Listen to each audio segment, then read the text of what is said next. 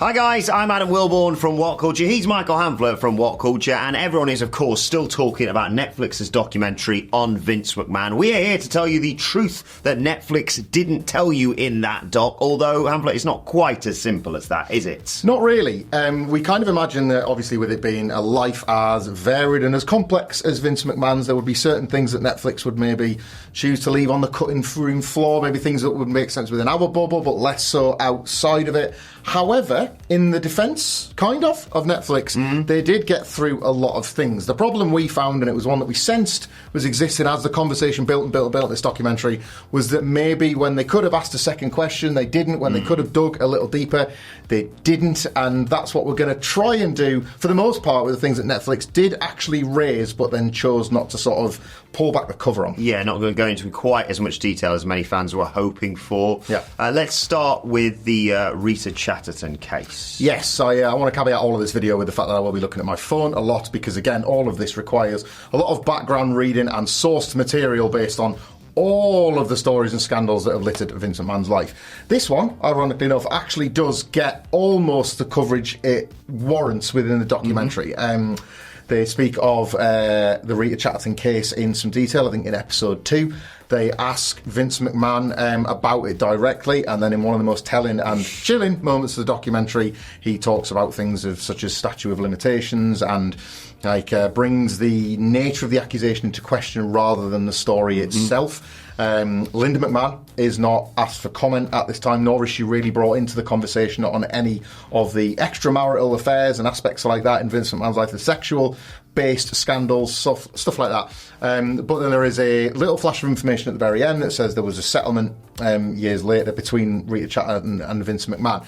And that really is the big one here. They flash it up as a little bit of information, but this is one that they have discussed while Vince is still in the room. This is not the 2022-2023 Janelle Grant related sex scandal or anything like that. This is one that they had him in the chair for, and instead what we saw was a brief and extremely uncomfortable sort of push into one side of the things, followed by text.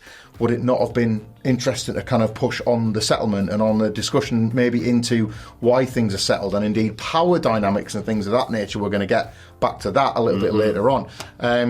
Actually, it's worth mentioning before we move on to the next one that this video, like all of the coverage of Vince McMahon we do, if it's maybe too late at this point, and we apologise. Obviously, a trigger warning of things that we're going to discuss about Vince McMahon's life. If you've not seen this documentary because you didn't feel comfortable, but Rain will be there'll be a link attached to Rain that you can sponsor. They're a charity, an amazing one. They're based in America, but they support survivors of sexual abuse and sex trafficking, and many of the subjects that we're going to discuss here. You'll have seen that link before when we cover Vince McMahon, but you can donate directly through this video. We'll put links to various other services in the bio for this one as well, if anything that we talk about is something you or anyone you know has been affected. Yeah, Rain is a fantastic charity. There's some amazing work out there. Let's turn next to an issue that a lot of wrestling fans are nowadays aware of course. And another issue, I'd say, in the documentary that gets mentioned, but kind of glossed over a little bit, and I'm talking, of course, of the murder of Nancy Argentino and Jimmy Snuka's protection, really, potentially, around all that. Yeah. Not the first time I'm going to say this in this video, but there is a dark side of the ring that you can watch that dedicates an hour, in some cases more than an hour, into this single story that Netflix obviously deemed it worthy of maybe a mention, or 5 minutes here and there as part of the bigger picture of Vince McMahon's life. But again, it's a documentary that, at least in the promotion and the advertising and the time of which it's been released, felt like it was going to be not unflinchingly honest, but the most honest appraisal of Vince McMahon as a figure in pro wrestling that we'd ever had. Yeah. And the sort of flashpoint moments, as Darkseid dug in detail on, weren't really sort of followed up on in the documentary. And I just want to take a couple of things here from a piece I found from, it was Mel magazine, but again, Darkseid is great for the references as well. Yes. But Mel magazine mentioned that the file for the investigation from the murder was in Pennsylvania Whitehall Township's Bureau of Police. Now, there was discussion of Vince McMahon previously trying to talk, I believe it was family members and representatives, out of making the complaint specifically against Jimmy Snuka.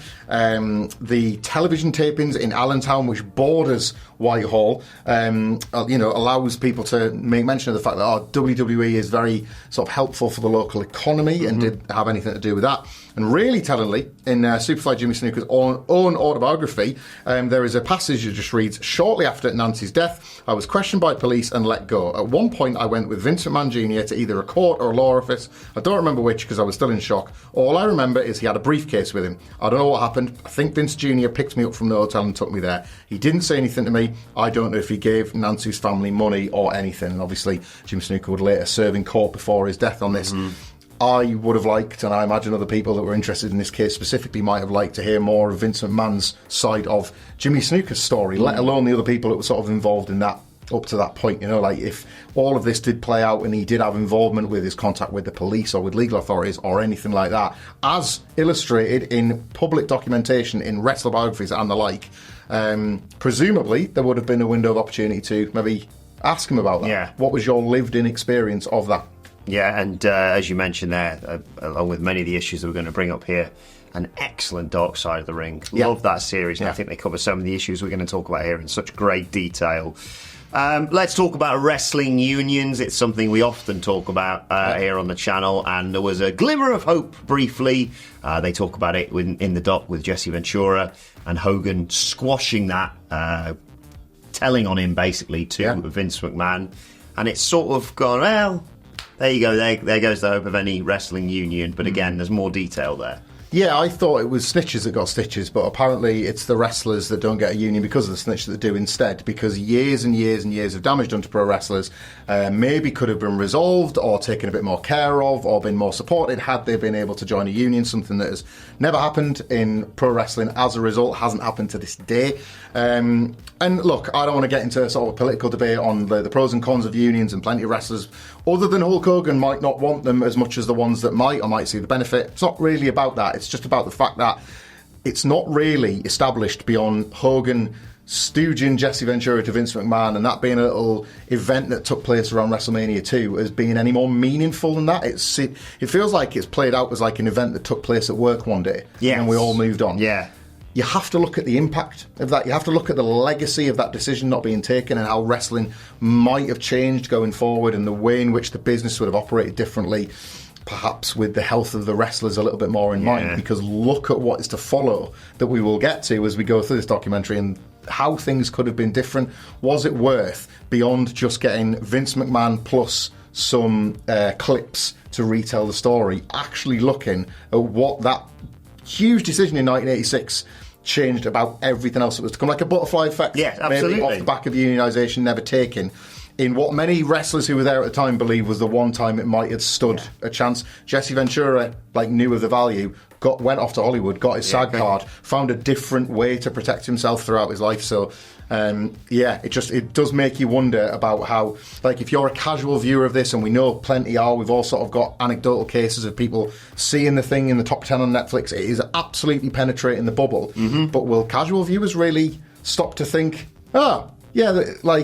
in episode 4, these wrestlers are dying. Are they really going to go back and think, there was a big moment in episode 2 that might have changed all that? I'm not so sure they will. Especially because they were so dismissive of, actually, in reality, not many wrestlers really wanted this. Of course, and they were there, but, right. What do you think? Let's move on to the Ring Boys scandal, which is covered in somewhat detail, but I feel like another of these things in this doc where some key elements to it are neglected. Yeah, I thought, if I'm honest, this got more play than I would have imagined. Again, it can't be overstated how many people outside of the bubble are maybe picking this documentary up, and a lot of them might not have known of Pat Patterson full stop, let alone come away with an opinion of him that maybe isn't the most positive, when even when he passed, there were plenty within the wrestling sphere that held Pat Patterson to a very sort of lofty standard. And Bruce Pritchard is the one that defends him in this, even though the documentary certainly encourages the viewer to ask questions of what went on. I think the Ring Boys scandal got a lot more play here. I will say, though, the thing that stuck out to me about that in particular was the use of the sex lies and the WWF headline that you often saw flashing up. That was an article by Phil Mushnick, a person that is interviewed and is kind of featured as the main journalist that was trying to build this story against the WWF during this time. He is villainised by those within WWE, but is seen as a member of the media, I guess, looking for the truth in from the other side of that divide. And it was just one little detail I wanted to take from that, because it was that exact article that you see splashed for the headline purposes, for a nice visual aid, where it's in that New York Post article, and I'm going to quote from this. Vince McMahon told Dave Meltzer, then me, that he had let Mel Phillips, who was referenced in the documentary, go 4 years ago because of Phillips' relationship with kids seemed peculiar and unnatural. McMahon said he rehired Phillips with the caveat that Phillips steer clear from kids. Now, there's two things there. There's obviously the story itself. He has rehired Mel Phillips and said, don't do it again. Ask about that. Yeah. Ask about that. You have got the clipping of the article in front of you that references it, like... ask why. Like, Vince McMahon can admit to making a mistake once and not knowing it was happening. Can he make a mistake to knowing it happened and then saying, don't do it again? And look, I know that, you're judging standards then versus standards now, but I think that's a worthwhile line of questioning to run up against Vince McMahon. Number two, the mere fact that it went on and Vince McMahon ultimately sort of believed the Pat Patterson allegations to be so false, so he was welcomed back in. What did he really believe about Mel Phillips to even give him that second chance in the first place? And again, just the mere fact that the story was out there and used in the documentary in one way but not in another felt like a pretty big missed opportunity. And once again, it just talks about who gets in wrestling, who gets in and who gets on. Tony Atlas, when he first appeared with his sleeves cut off, didn't necessarily look like he was going to be a voice that was going to have much to offer, but he's come away as one of the more interesting figures in this entire documentary piece. And there's a really telling moment where, Tony Atlas laughs, and his character laughed for a period in WWE, so I think people hear that laugh and almost trivialise what Tony Atlas says. But the point he's trying to illustrate when the reporter, Chris Smith, I think it might have been, but the interviewer says, well, why didn't you go to Vince McMahon when Pat Patterson was... He accuses Pat Patterson of, at a minimum, sexual harassment within that documentary. And they said, well, why didn't you go to Vince? And Tony Atlas does his kind of famous in-character laugh, but he's laughing at the shoe saying, well, he was the booker. What was I going to do? Press. In that moment, if you are learning for the first time how little the wrestlers had, which unions might have helped with, how little power and stroke and influence the wrestlers had, follow up on that. Again, it's not just for us, the viewers, it's not even for the people in the chairs getting interviewed, it's for the casual audience. They're going to build one picture here. Help them build a bigger one. I've never made a documentary like this in my life. I cannot imagine the scale of an undertaking. This is not some sort of hit piece. No. A Netflix documentary, far from it. But it was hard not to see these coming and think, one more question. Go on, one more question. We've never got this close before. Go a little bit closer. Another thing they go into great detail on is the steroid trial, of course, the infamous image of Vince McMahon in the neck brace. Yeah, and look, a worthwhile thing to bring up. I think it's been one of the things that, as an old head in this game at this point, I remember internet forums where it was talked about that he couldn't resist making it almost sports entertainment-y, in that he sells an injury as a wrestler would, as if to make himself look like the heroic babyface, taking on the system and winning and all that sort of stuff. It's a worthwhile thing, genuinely, to bring up about the kind of the character study of Vince McMahon. But the particular detail of the steroid trial that I thought was worthwhile, which again was covered in reasonable detail, all things considered, was really involving Linda McMahon. And there were several areas where, when you first saw Linda flash up in episode 1, you were kind of thinking, ooh, she's going to have a lot to say. She possibly could have had more to say here than she did. They showed pictures of Dr. George Zahorian at various points being used in kayfabe and otherwise as the ringside doctor within WWE. And there was kind of a big moment in 1989 where WWF attorney Jack Krill had been tipped off by, quote, an unnamed state official that George Zahorian was under federal investigation for drug trafficking. And a memo went from Linda McMahon to other executives within Titan Sports saying, and I quote, although you and I have discussed before about continuing to have Zahorian at our events as the doctor on call, I think now it is not a good idea. Vince agreed and would like for you to call Zahorian and tell him not to come to any more of our events, and also clue him in on action that the Justice Department is thinking of taking. Now that is out there, it's a matter of public record, and there was nothing wrong in sending that memo, but here we are, X number of years on from that, Linda McMahon in a chair with a microphone in front of her, ask questions, ask about that, dig in, find out a little bit more about the trial. Nobody's ever saying that Vince McMahon was guilty. The grand jury certainly didn't. However, I just think it was an interesting detail that, again, almost would interfere with the story being presented as wacky circus ringmaster in a neck brace. Again, it becomes about him and Hulk Hogan and various wrestlers that didn't really want to testify against him, and how they the government put together a failed case. Ultimately, they didn't have the evidence. The dates were all wrong. There was no evidence that pinned Vince McMahon to the charges that he was being accused of. It was Vince McMahon was found guilty in a court of law by a jury of his peers, but so much went into the background of that and the caption of George Lahorian and everything like that. And we were kind of given a bit of a cliff notes on it, just to get to Vince in a neck brace. Here's something we don't talk about very often on this channel, the Montreal screw job. But it is one of those things where it's sort of a personification of this documentary, like hopefully, like you say, inspiring further conversation and analysis of WWE, WWF as it was, because I think more casual fans don't still really know the ins and outs of the Montreal screw job. No, and I would argue, to be honest, other than a tiny window to explain how Vince McMahon went from commentator to character, they didn't need to.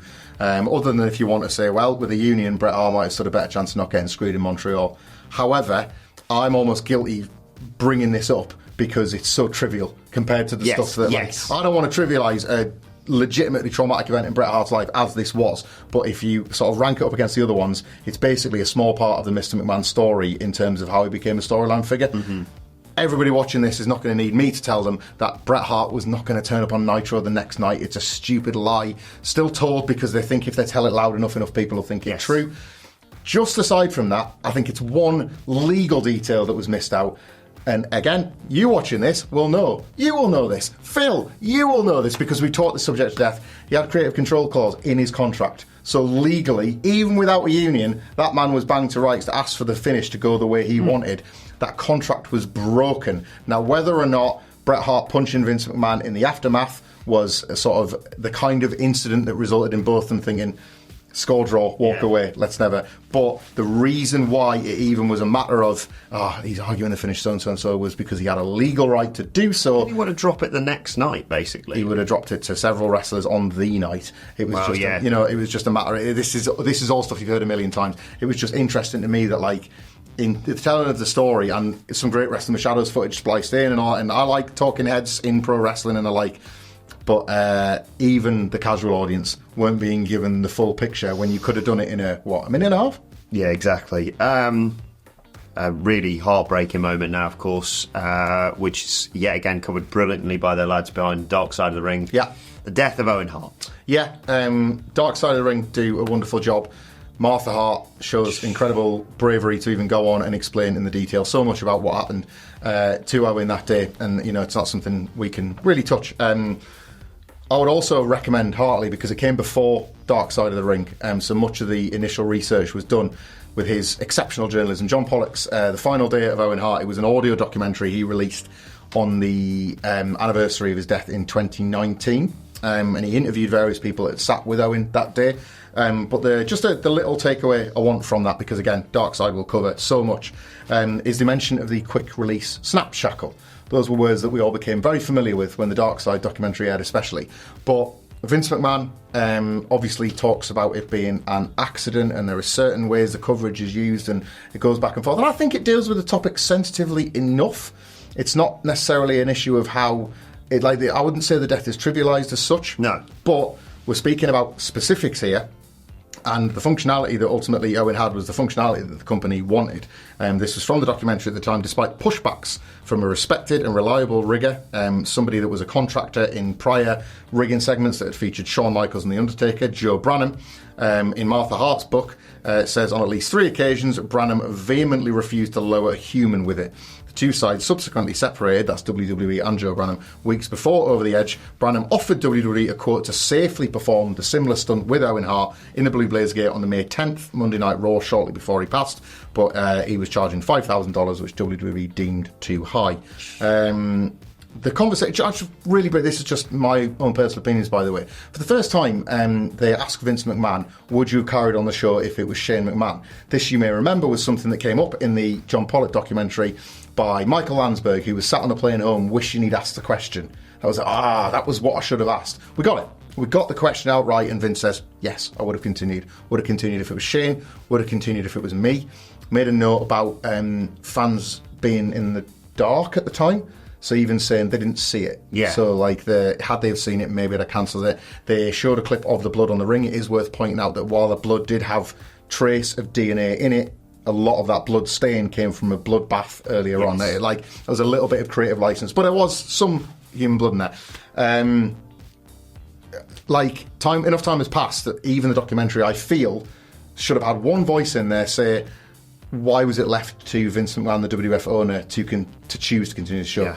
Owen Hart passes. Owen Hart has a serious accident. That is a crime scene. Like, if Owen Hart survives, if he had survived, it's still a crime scene. Yes, it's still exactly. It's still an unprecedented case of some sort of issue gone wrong that would require the stopping of that show. Not we'll keep it going because of the punters, or we'll keep it going because the show must go on. It's really, the choice should have been lifted out of everybody's hands and into the hands of the police, who should have been immediately given free rein to take over the show and send everybody home. Trish Stratus is a notable voice in this documentary, of course. She provides interesting story of her involvement, not just in the Linda McMahon story, but being a diva and the rise of women's wrestling and what have you. Yeah. And they do pay particular attention to that infamous promo where Vince forces her to bark like a dog, which was kind of emblematic of, some things that were going on in WWE at the time, but they missed out some other details that you wanted to pick up on. Just a couple, yeah. I don't want to speak for Trish Stratus, who spoke very eloquently for herself about why she felt when asked all the time, and she did say she's asked all the time still, which really puts over the just how much that segment has sat with people for better and probably more for worse. She says it was, all about the WrestleMania vindication that she experienced as part of the McMahon versus McMahon, Linda McMahon whole thing. It was like, how bad can we make Vince before we finally get him to suffer his comeuppance? And I was contributing to that. The footage doesn't make a liar out of Trish, far from it, but it makes real how fans received it then, which was, as Vince McMahon uttered his instructions and bellowed at her and did all those things, the fans cheered more, because it was all about titillation. It was like, bark like a dog and the fans cheer. Do it with your clothes off, fans cheer more. Take your bra off, whatever. It's the fans were into it. So as much as it was all about his heel comeuppance, in that moment they weren't receiving him as a heel, and it just paints a pretty ugly picture of wrestling and society. It's just not nice to watch. And you know who also thought it wasn't nice to watch? Sky Sports in the UK in 2001. We didn't get that on our airing, which took back then 4 days to air. It was every Friday night instead of the Monday live. We didn't see it. And I don't know this for definite, but obviously the fact it was cut out from the UK makes you wonder how other countries at least looked at it and whether or not they considered whether or not to use it or not. But we certainly did not get that. I did not see that segment in full until years later, when obviously things were a bit more sort of accessible, or it was dropped back into the network version or whatever. And I wonder if, had that come up, what Vince McMahon might have said, the times in which your segments, the stuff you produced that you were in, was deemed so tasteless that some countries simply wouldn't touch it. What does that reflect about your product, and how do you reflect on it? Vince McMahon himself says, I don't judge what society thinks now about what we did then. I think it's when they're talking about foreign characters and the xenophobia and things like that. And I don't wholly disagree with that in principle. Yeah. But people in 2001, and that's not just me saying on a forum we didn't like it, a television broadcaster, a major one at that, said, no, they drew the line there. What does that say about even some attitudes to it 23 years ago, let alone when we reflect back on it now? And again, just to go back to the Rita Chatterton case, Trish Stratus then goes on to tell a story about when she refused to do a kissing storyline and had the title taken off her. I believe, strictly editorialising, I think they used different footage of a different title change from the one she's actually talking about. But to be absolutely fair to her and the documentary makers, nobody names names. Yeah, they reference Mickie James at WrestleMania 22. I think she might be talking about a Jazz loss in 2002. I think, but I don't know that for definite. But again, it speaks to power dynamics and the increasing sexualisation of women at Vince McMahon's creative behest that would lead down much darker paths as the years and decades progressed. Elsewhere, they talk a lot about Vince's expansions into other areas of industry and businesses that he wanted to start. I'm talking WWF New York, I'm talking the World Bodybuilding Federation, his involvement in the XFL. They don't mention the XFL in 2020 as part of that either. Yeah, I find that odd, and I wonder if that was because they kind of tried to, with the exception of the WBF, which is kind of folded understandably into the steroid era. They kind of, if you notice, they sort of fold the failing of WWF New York, later the World, and the XFL into the end of the WWE boom, like the end of the Attitude Era kind of thing, and how it was almost as if like the universe was conspiring against Vince McMahon, and a bunch of things were all failing at once. Sometimes you're up, sometimes you're down. Yes. Life kicks you in the ass, and you've got to get back up and all that. And that's fine, because a lot of them did happen within sort of a few years of one another. But yeah, the XFL 2020 was like something that he went on record as saying he wanted to do again and get it right and fix the mistakes the first one. And what stuck out to me was just like kid gloves on Vince McMahon, the entrepreneur, the businessman. We've said this, like just watching from the sidelines. The one thing Vince McMahon was ever exceptional at was the one thing he tried hardest not to really do, yes, which was promote professional wrestling. Like, these are all examples of ways in which he tried to do this. He tried to like reinvent football in his image. He loved bodybuilding, so you know what? I'm gonna sports entertainment or bodybuilding.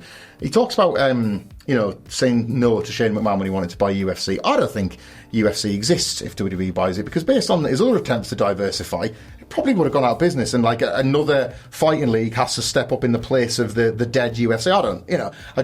I said this to you as a more passionate MMA fan. I think it's very easy to sit there and say, look, there was this diamond in the rough with the UFC, and all it needed was a big injection of cash, and it would have been absolutely fine. I disagree. I think the Fertitta brothers and Dana White in particular deserve particular credit for, clearly having I think you needed to be a passionate MMA fan to work out how to promote, who to promote, and how to get around the very deliberate legal attempts to try and shut that human cockfighting, as people saw it, down.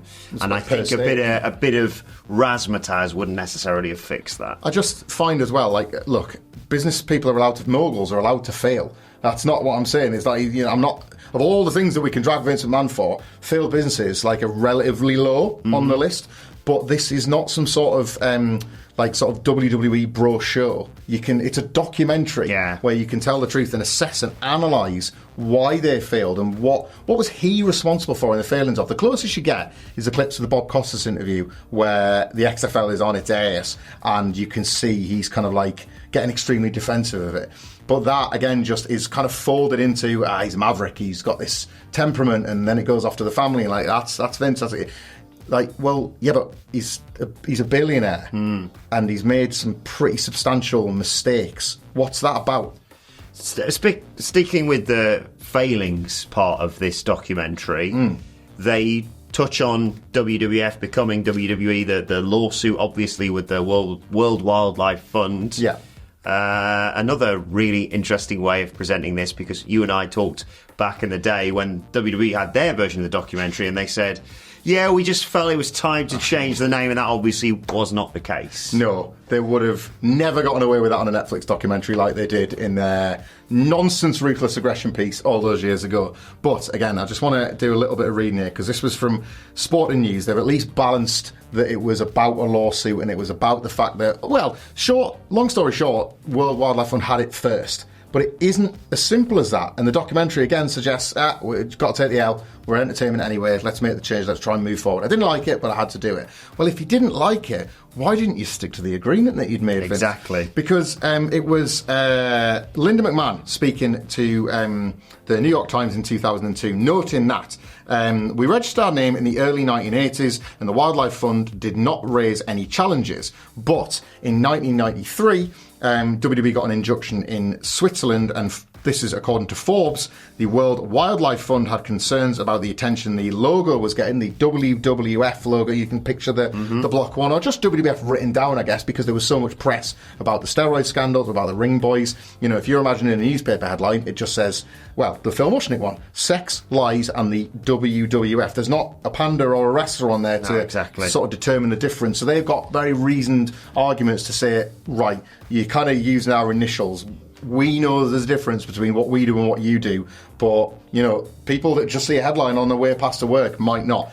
A reasonable complaint, right? Well, as a result, that goes to court, where there's a mutual settlement agreed in 1994, where Vince McMahon, as a representation of the World Wrestling Federation, agrees to cease using the WWF letters internationally. Now, let me tell you, I'm international, and they didn't stop, yes. right? I wasn't all of a sudden Dr. Federation. Obviously WWE got massively popular. The Attitude Era was huge. The Scratch logo was almost more of an F than the block was, for all that's worth, you know. They would do like little workarounds sometimes. You might have seen these where, say if like it was a Skybox Office advert, they'd like lift the F away from the Attitude Scratch. So it was like, well, we're in the UK, so we can't do our usual WWF. We've got to do it differently. But yeah, you knew what they were doing, and you knew how often they mentioned WWF, because when the name did change, do you remember the blurring and the muting era, and how often you would notice a blur or a mute? Well, that was every time Vince McMahon broke his agreement. If you go back and you watch those muted footages or those blurred footages of the WWE, well, there's Vince breaking the deal. One time after another time after another time after another time. Just do what you were told and asked to do and volunteered to do. You could have just kept going. Yeah, and it might have been all right. And again, they don't really... And again, it's a lot of this stuff boils down to the same thing: the measure of the man. What picture are you painting of Vince McMahon? Because you can paint a lot of different ones, but had you painted some of these, it might have not come as quite a bombshell last 30 minutes when we finally get in episode 6 to Janelle Grant. Right, we have to obviously talk about the death of Chris Benoit, the double murder-suicide, of course. Yeah. I mean, this is obviously a huge issue within wrestling, so much so that, if I remember rightly, the Dark Side of the Ring took 2 episodes to talk all about this. So, you know, it is an incredibly vast thing to cover. What do you think about how they did with it on the Netflix documentary? I think it was, again, a simple... series of slides that encourage you to watch the Dark Side of the Ring, encourage you to read, hopefully encourage you to watch videos like this. I would say that it was very interesting, and I'm glad they asked Vince McMahon outright, because whether you agree with him or not, or whether you even like the turn of phrase, really, just him saying he went nuts and looking at, I think it was clips of the diving headbutt maybe, where saying that's a work, and just simply not really wanting to acknowledge that. I think that is interesting to hear from Vince McMahon. I want to just sort of a broader point here. It doesn't matter to me personally if Vince McMahon says something in an interview that I'm outright offended by or disagree with. I'm glad I'm getting the opportunity to watch him say it, because for the years and years and years and years, as billionaires, moguls, owners do, you can insulate yourself away from this. And this is such a rare opportunity to kind of get inside that man's mind, you know, whatever's in there. It's just getting the opportunity to see some of it, I think, is a real benefit. But we kind of got a view inside Vince McMahon's mind when he was asked to talk about this on a more official level, and I would have very much liked them to bring this up again to ask a question where they didn't. This was back, obviously, when the wellness policy had been initiated in 2007. Vince McMahon, in a letter to more than 500 wrestlers, said, and this is a quote, "Over the last 10 years, an inordinate number of wrestlers have passed away. Some of those deaths may in part be caused by drugs and alcohol. In an effort to prevent such tragedies in future, the WWE is willing to pay for drug or alcohol rehabilitation and certified treatment chosen by WWE for any performer with a prior booking contract who may need this service." That's a long form way of saying that was the era of the wellness policy where WWE, post Benoit, had agreed to pay for rehab for any of its ex-talent. That goes on to this day. I recall Stephanie McMahon saying Scott Hall had used it several times before it finally clicked and he was able to get clean. Look at the countless wrestlers that have survived some of the ills of that era and are clean to this day. I have no doubt they've made fantastic use of what is fundamentally like a fantastic service, and right of them to do it too with all of their resources. However, in December 2007, Vince was interviewed privately by the Oversight and Government Reform Committee. This was regarding, obviously, the number of wrestler deaths and various investigations into things such as drugs and mishandling of sort of wrestler health following Chris Benoit's death. And we got access to these conversations in 2009. The committee said, Vince McMahon said to the committee, "I don't like to read about these deaths at all, and some of the people who have overdosed and things of that nature have been friends of mine. It's upsetting on every conceivable front. So not necessarily irresponsible, but I would like to throw in responsible as well, a corporate member of society. Notwithstanding the fact I'm a human being, I don't know anything else we can do other to extend that service to whatever someone who may have a problem." But then he was asked what motivated the letter. Why did you kind of think you had to do that in the first place? And Vince McMahon said, and I'm quoting here, 2 words, public relations. That's it. I do not feel any sense of responsibility for anyone of whatever their age is who has passed along and has had bad habits or overdoses for drugs. Sorry, I don't feel any responsibility for that. Nonetheless, that's why we're sending the letter. It is a magnanimous gesture. I want him to talk about that. I want to, like, that's something that happens in a private room that we're given access to. That was a significant moment. Look, you can do about the positive bit as well. You can say the wellness policy changed this in every regard. I would think we can all sit here reasonably and say that the industry and the treatment of wrestlers is in the best health it's ever been in. Yeah. And it's been a constant improving state since 2007. Things can always be better, of course, but things have gotten better. Yes. So maybe start with that. Things have gotten better. Like, why did you do it? Da, da, da. But you did say this. I'm not asking the Netflix documentarians to cross-examine the man. I don't know how they got through it based on what we've heard about the making of the documentary at 11 p.m. at night. But that was out there. That was public record. It's pretty brutal.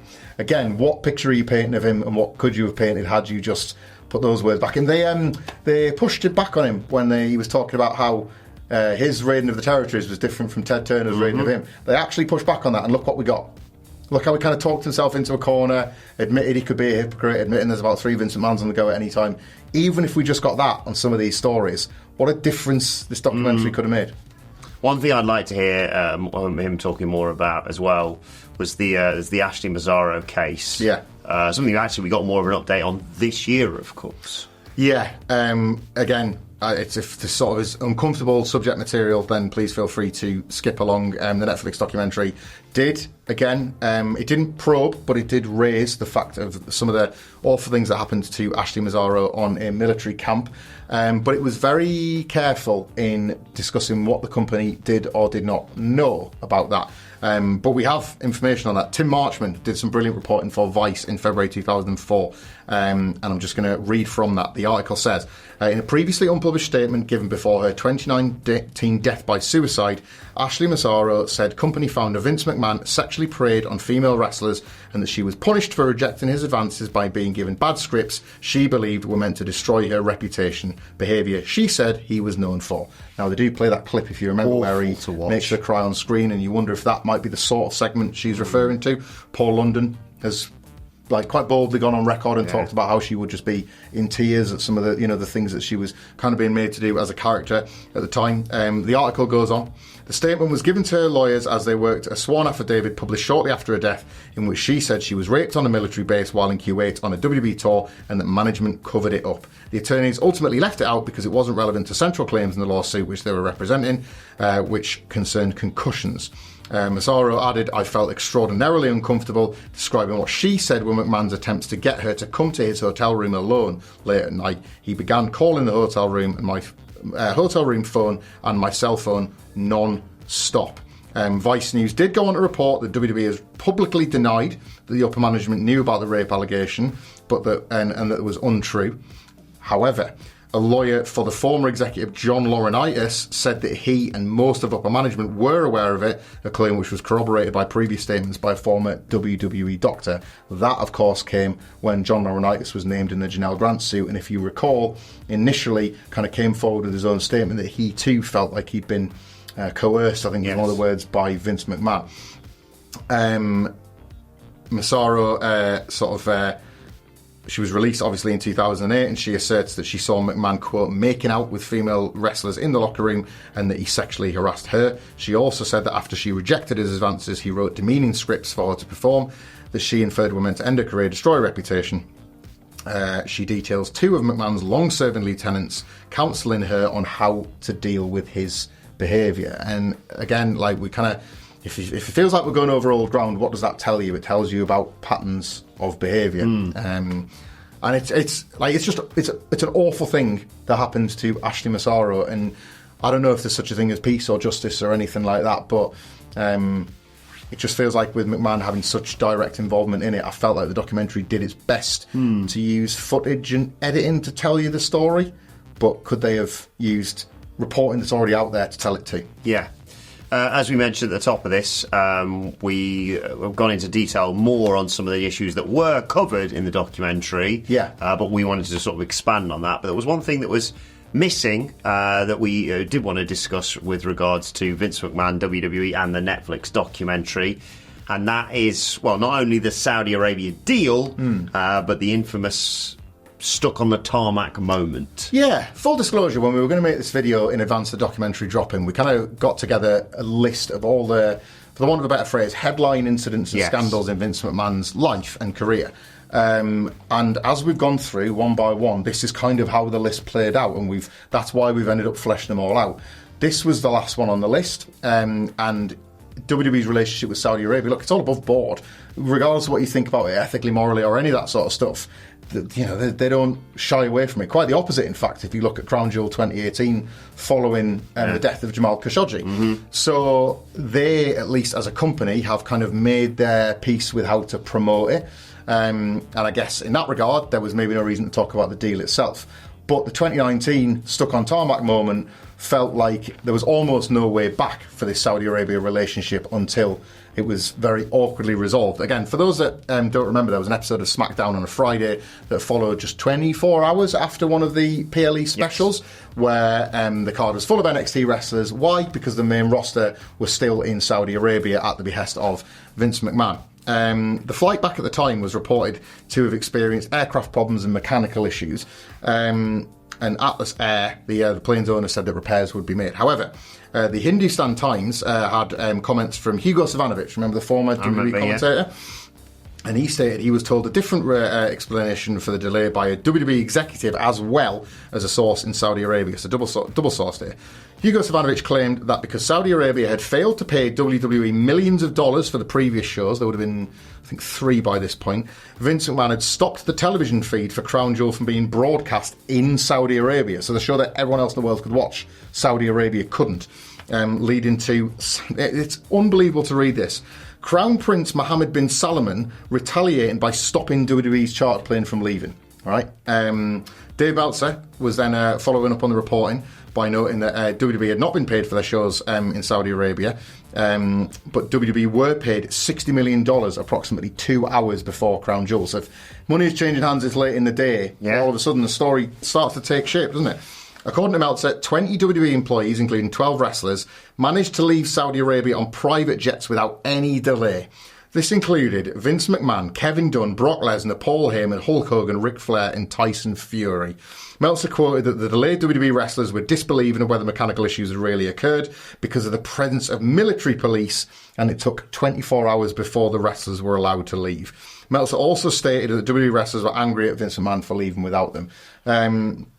So, again, this is one... terrifying. Like, I'm not going to sort of lay out any more than the facts that are out there for you to read yourselves, but I wouldn't mind a take from Vince McMahon on that. Like, with the passage of time and with the fixing of the relationship between WWE and Saudi Arabia that the shows have continued to run to this day, obviously things were smoothed out and payments have been... I don't know.